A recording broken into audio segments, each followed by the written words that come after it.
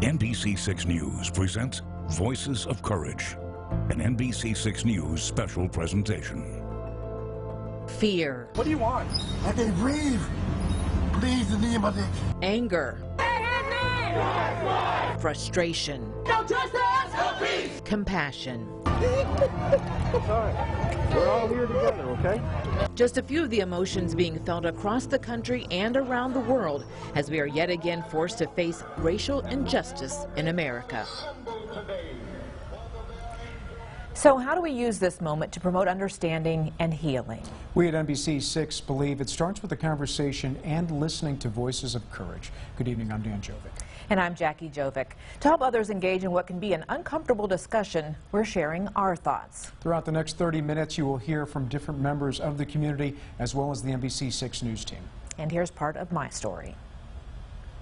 Race I was, and I said I was black, and he looked at me like, to console me and said, well, that's okay, as if being black were something that were bad. When black people walk into a room of mostly white people, there's a burden of our having to make white people comfortable with us being there. And we're already uncomfortable because there's no one like us in the room. There's no one like us in the room, and then we have to make you feel good about us being in the room. Now, people throughout the Arklatex are engaging in this conversation.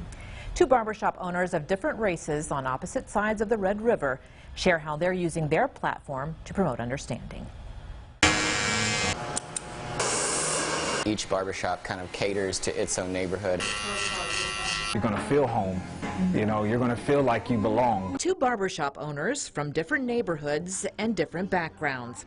Jarrell Branch, owner of Phantoms in Bossier City. Going through school, getting told, you know, I'm a white boy, or getting called, you know, other names, you know, the N-word. Joey Guin, owner of Joseph Guin Barber in Shreveport. And we all have our woes. I mean, I was a gay man in Shreveport, Louisiana. Both want to use their platform to promote understanding, empathy, and healing of racial division. Their plan? A barbershop swap. We talked about, you know, trading ownership roles on a Saturday. From neighborhood to neighborhood, we can open up just not a monologue, but a dialogue, you know, and really start the conversation. My goal is unity. Stop being divided by a bridge. Stop being divided by culture. I'm tired of it, and it's definitely going to have to be a change. Guin says candid conversations with Branch have helped him realize the work he needs to do on himself. It has made me think and sit in that place and step out of the arrogance of what I have now realized is some privilege. Guin says in the past, fear has prevented him from stepping up to address racist comments or racial injustice. Scared to offend, scared to run off business, scared to do any of those things, so I say nothing. And I've made that okay, you know, in my own heart, so that I didn't have to feel bad about it. Now he's addressing the fear and ending the silence. He and Branch are encouraging others to do the same. We should start, you know, being more comfortable with being uncomfortable. We're going to definitely do what we need to do in hopes of a change. Well, one place many people tackle this discussion is on social media. And here are some tips to make sure you're sharing factual information. Talk to me, so you can see what's going on. Decades after the civil rights movement, the fight for equality continues. Those images, once seen only on the evening news, are now shared around the clock in the digital age. Obviously, information spreads more quickly, and more biased information spreads, more inaccurate information spreads.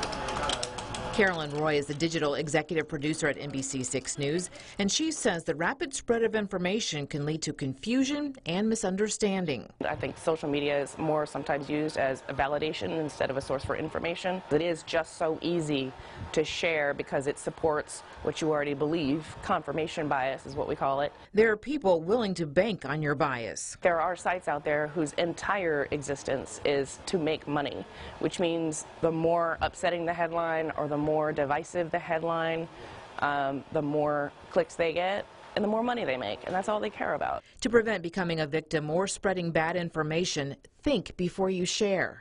Don't just believe something and share it because you think it should be true. Consider the source. Legitimate news organizations do have a responsibility, and they do have ethics that they need to abide by, and they can and should be called out when they don't. Make sure you're looking at a legitimate news source. Deciphering the facts can be as easy as a quick Google search. If you can confirm that a story that you want to share has been reported by multiple sources, there's a much better chance that there's some truth to it. And you can also find out if the things that they cite as sources actually exist. In a lot of cases with a lot of fake news, they don't. They just sound official. And when you do engage on social media, be respectful. No one's going to listen if you are treating someone you disagree with as wrong. No one's going to have a productive conversation if you're coming at it from an aggressive point of view.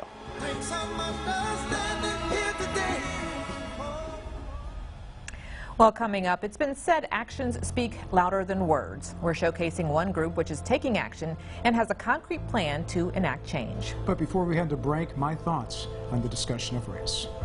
We try to simplify everything in our lives to make it easy for people to understand. This is a crazy, complex issue because it involves every single person with their own individual experiences, and you have to take the time to listen. That involves empathy, that involves emotion and time.